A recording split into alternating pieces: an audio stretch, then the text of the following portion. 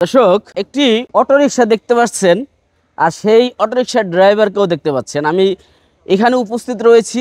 হঠাৎ করে রাস্তা দিয়ে যাচ্ছিলাম, দেখলাম যে এক হাত দিয়েই সে অটো চালাচ্ছে। তখন আমি একটু খেয়াল করলাম যে এক হাত দিয়ে শুধু গাড়ি চালাচ্ছে, হয়তো বা এই লোকটি গাড়ি অ্যাক্সিডেন্ট করে ফেলবে কিনা। তো ভালোভাবে খেয়াল করে দেখলাম যে এর দুই পাও নেই, এক হাতও নেই। দেখেন, একটু দেখেন, এই যে হাত নেই, এই শুধু একটা হাত, দুইটা পা নাই। এই যে দেখেন পায়ের অবস্থা।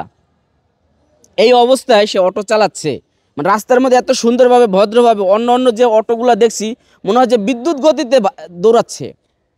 এখন আমরা যে সমাজে এখন আছি, যে অটো নিয়ে কিন্তু অনেকেই আতঙ্কে রয়েছে যে অটো উড়ে চলে যায়, অনেক সময় অ্যাক্সিডেন্ট করে। কিন্তু এই ভাইয়ের অটোটা চালানো দেখে মনে হলো যে না, এই যে অনেকেই বলে যে অটো চালায় প্রতিবন্ধীরা, এখন সবাইকে দেখছি যে গাড়ি প্রতিবন্ধী না, উড়াল দিয়ে চলে যায়। কিন্তু এই ভাই প্রতিবন্ধী হিসাবে যে একটি গাড়ি চালাচ্ছে, তার চেয়ে বড় কথা হচ্ছে তার মানে দুইটা পা, একটা হাত নাই, কিন্তু তার গাড়ি চালানটা আমার খুবই পছন্দ হয়েছে। আপনারা তো স্ক্রিনে দেখতে পাচ্ছেন যে গাড়ির চালানটা অনেক সুন্দর। তো ভাই, এক হাত দিয়ে গাড়ি চালাচ্ছেন, ভয় লাগতেছে না আপনার? না, ভয় তো মানে ভয় পাওয়ার কিছু নাই। দেখেন গাড়িটা চালানো যায়, মানে মনোবল আর মনে যদি সাহস থাকে তাহলে আল্লাহ রহমত করে, অনেক কিছু করা যায় যদি আল্লাহ রহমত থাকে আর মনোশক্তি থাকে। তো আমি যে গাড়িটা চালাই, হতে পারে রিস্ক হয়, কিন্তু আমি রিক্সের মতো চালাই না। এরকম একটা রিস্ক হবে এরকম ভাবে আমি গাড়িটা চালাই না। তো এক হাত দিয়ে কিভাবে কন্ট্রোল করেন? এক হাত দিয়ে কন্ট্রোল করি। এই যে দেখেন হাইড্রোলিক ব্রেক লাগানো আছে। হ্যাঁ, হালকা ইশারা দিলে ব্রেক হয়। মানে হাইড্রোলিক ব্রেক, হ্যাঁ, হালকা ইশারা। আর পিক আপটা মারেন কিভাবে? পিকআপটা, সুইচের মাধ্যমে? হ্যাঁ পিকআপটা এই যে এভাবে আছে। পিকআপ, মানে এক হাতেই ব্রেক, এক হাতেই পিক আপ। হ্যাঁ একাধিক হরন। মানে আপনি যদি চান তাহলে আমি একটু চালিয়ে দেখতে পারি আচ্ছা প্রিয় দর্শক, আমরা তো আপনারা দেখতে পাচ্ছেন যে সে গাড়ি চালাচ্ছে। তো এই যে এখন যে চালাচ্ছেন, অনেকে আসলে মানে উৎসুকভাবে জিজ্ঞেস করছে, অনেকে তো ভিক্ষা করে দৈনিক প্রায় 2000-3000 টাকা ইনকাম করে। আপনি গাড়ি চালায় কত ইনকাম করেন? আমি দেখেন আমার যে আমার তিনটা হাত পাও না। আমি যদি ঢাকা শহরে আমি যদি কারো কাছে হাত পাতি কোনো একটা জায়গায় বসে থাকি, তা আমার অনায়াসে 1000-2000 টাকা আমার ইনকাম হবে। মানে হাত পাতলে দেখেন হাত পাতাটা, এটা যদি লক্ষ টাকাও কামানো যায় অনেক, কারো কাছে ভালো কারো কাছে ভালো না। তো আমার কাছে পছন্দ হয় না এটা, এটা আমি করতে চাই না। তো আমি এই গাড়িটা চালে আমি 1000 টাকা কামাইতে পারি সারাদিন। সকাল থেকে বাইর হলে সন্ধ্যার দিক দিয়ে বাসায় গেলে আমার 1000 টাকা ইনকাম হয়। কিন্তু এটা আমার হয় অনেক কষ্টের হলেও এটা আমার কাছে অনেক ভালো লাগে, অনেক শান্তি লাগে। যাত্রী যে ওঠে আপনার, যাত্রীরা ভয় পান আপনার এতে উঠতে? যাত্রী দেখেন ভাই, আমার গাড়িতে তো প্রতিবন্ধী মানুষ, তো অনেকেই দেখলে ওয়াইট করে যে ওনার গাড়িতে উঠবো না। আবার অনেকেই আছে যে একটা সুস্থ ড্রাইভার দেখতেছে, আমারও দেখছে, কিন্তু ওর গাড়িতে না উঠতে আমি যে প্রতিবন্ধী, ও আমার ফলো করে আমার গাড়িতে উঠছে। উঠতে আমাকে 20 টাকার ভাড়া 30 টাকা দিছে, দেয়া দুইটা কথা কই আমাকে অনুপ্রেরণা দিছে, উৎসাহ দিছে। এরকম মানুষ আছে অনেকেই। আবার অনেকে আছে যে উড়ে না, যে প্রতিবন্ধী মানুষ। প্রিয় দর্শক, এই যে বিষয়টা আপনাদেরকে যেটা বললাম, যে এখান থেকে দুইটা জিনিস শিখার আছে। একটা হচ্ছে নবীর শিক্ষা, করোনা ভিক্ষা। তার কিন্তু একটা প্লাস পয়েন্ট ছিল, যে দেখবেন সুস্থ মানুষ যে হাত পাততেছে মানুষের কাছে, অথচ তার দুইটা পা নাই, তার কিন্তু এই দিক থেকে একটা প্লাস পয়েন্ট, সে ভিক্ষা করলে কিন্তু পায়। আবার একটা বলছে কি, সে ভিক্ষা করবে না, সে কর্ম করে খাবে। এখানেও একটা শিক্ষা, যে আপনি মানুষের কাছে হাত পাতবেন না, অন্তত পরিশ্রম করে খান। এই হিসাবে ভাইকে কিন্তু স্যালুট দেওয়া উচিত, যে সে জীবন সংগ্রামী একজন মানুষ, নিজেকে সংগ্রাম করে এই তার জীবন পরিচালনা করতেছে। এইটাই কিন্তু আপনাদেরকে আসলে বিশেষ করে জানানোর দরকার। তো এই যে গাড়িটা চালাচ্ছেন, গাড়িটা কি নিজের? জি না, গাড়িটা মূলত 6 মাস ধরে গাড়িটা আমার না। এই গাড়িটা আমাকে গ্যারেজ মালিকে দিছে। আমার একটা গাড়ি ছিল, আমি 3 বছর চালাচ্ছিলাম আমার গাড়িটা। তো আমার 6 মাস আগে আমার একটা অসুখ হয়, পেটে একটা পিত্তথলিতে পাথর হয়েছিল। অপারেশন করার মতো এমন একটা ডাক্তারে বলছে। তারপরে চিকিৎসার জন্য আমি কি করবো, আমি তো আমার এই গাড়ি ছাড়া কোনো পুঁজি ছিল না। পরে গাড়িটা আমার যেটা ছিল ওটা বিক্রি করে দেয়া আমার চিকিৎসা করছি। তো দেখেন, এখন মূলত 6 মাস ধরে এই গাড়িটা আমি ভাড়া চালাচ্ছি। মানে এই বিপদের উপর বিপদ। এমনিতে দুইটা পা নাই, একটা হাত নাই, তারপর আবার পিত্তের চিকিৎসার কারণেও সেই সম্বলটাও চলে গেছে। তো ভাই, ঘটনাক্রমে অনেক কিছু জানলাম। আপনার এই যে অ্যাক্সিডেন্ট, এটা কি মায়ের গর্ভ থেকে হয়েছে জি নাকি? না, আমার কারেন্টে অ্যাক্সিডেন্ট হয়েছিল। কি বলেন, অ্যাক্সিডেন্টের কারণে? হ্যাঁ, কারেন্ট অ্যাক্সিডেন্ট হয়েছিল। 11,000 ভোল্ট পিলারের তার আমার গায়ে লাগছিল বিল্ডিং এর উপরে। তখন আমার দুইটা পাও একটা হাত সঙ্গে সঙ্গে পুড়ে যায়। তারপর ঢাকা মেডিকেলে আমার 4 মাস থাইকা চিকিৎসা করা লাগছে। অনেক টাকা পয়সা গেছে। এটা কি কত বছর আগে? অ্যাক্সিডেন্ট হয়েছিল আমার 2002 সালে। ওই সময় কি বিয়ে শাদী করছিলেন? না না, ওই সময় আমার বয়স 13-14 বছর বয়স।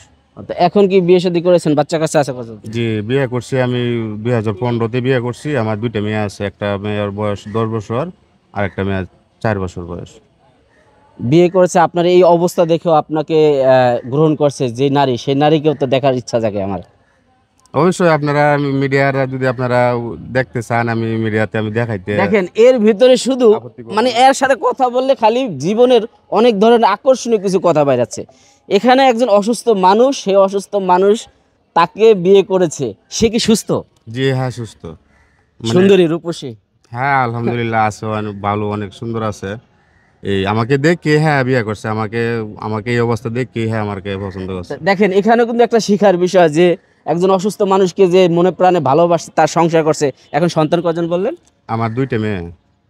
সবাইকে নিয়ে এটা চালায় এই সংসার জি, এটা চালাচ্ছেন। এটা দিয়ে আমার 4 জন সদস্য আমার ফ্যামিলিতে, এটা দিয়ে আমার চলতে হয়। সত্যি আপনাকে আসলে সেলুট দেওয়া দরকার। যারা প্রিয় দর্শক আপনারা রয়েছেন, যে দেখেন যে মানুষ কতটা কষ্ট জীবনযাপন করতেছে, একজন জীবন সংগ্রামী বলা যাচ্ছে।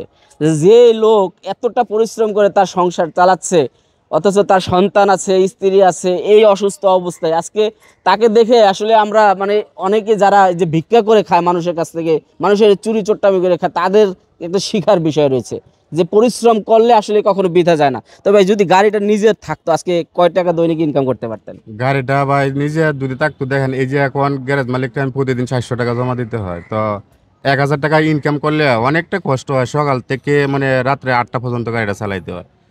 এই 1000 টাকা মানে যদি কামানো যায়, আর যদি দেন দুপুরবেলা রেস্ট নেই, 2 ঘন্টা রেস্ট নেই বাসায়, তাহলে আর 700-800 এরকম হয়। তো 1000 টাকা কামাইলে 400 টাকা দিতে হয় গ্যারেজ মালিককে, 600 টাকা দিয়ে আমার সংসারটা কোনোভাবে মনে হয় না আফসোস হয় না যে যদি গাড়ি একটা করতে পারতাম? যদি আমার নিজের একটা গাড়ি থাকতো, এরকম আরো মোটর চাক্কার গাড়ি আছে ইজি বাইকের মতন, এগুলা গাড়ি হইলে আমার জন্য আরো রিস্ক মুক্ত হইলো, অনেক ভালো হইতো। ধরেন আমি তো বিভিন্ন অসহায় মানুষদের ভিডিও করি, আজকে আপনাকে রাস্তা দেখে ভিডিওটা করলাম। আমার যারা দর্শক রয়েছে যদি দেখে, তাদের কাছে আপনার কিছু চাওয়ার আছে কিনা? ভাই দেখেন, দুনিয়াতে যে যেটাই পায়, কারো কারো না উসিল্লায় হয়।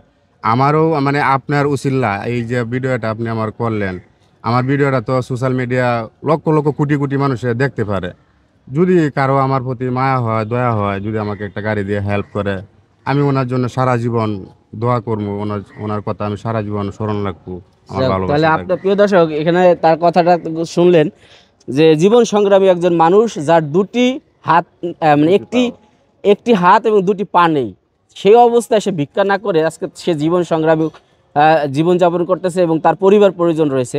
যদি একটি অটো তার নিজের থাকতো, তাহলে অবশ্যই তার জীবনটা আরেকটু সচ্ছলভাবে চলতো। হ্যাঁ, অনেক। তো আপনারা যারা দেখছেন অবশ্যই ভিডিওটি শেয়ার করে দেবেন। তা আপনার সাথে যোগাযোগ করবো কেমনে, কিভাবে সাহায্য করতে পারবে? আমার সাথে যোগাযোগ করার জন্য আমার পার্সোনাল মোবাইল নাম্বার আছে, বিকাশ করা আছে। এই নাম্বারটা একটু বলে দেন, যারা নাম্বারটা দেখছে তারা একটু শুনে যদি আপনার সাথে যোগাযোগ করে সাহায্য নাম্বারটা করে। হচ্ছে 01829189637। আমি আবারও বলছি 01829189637।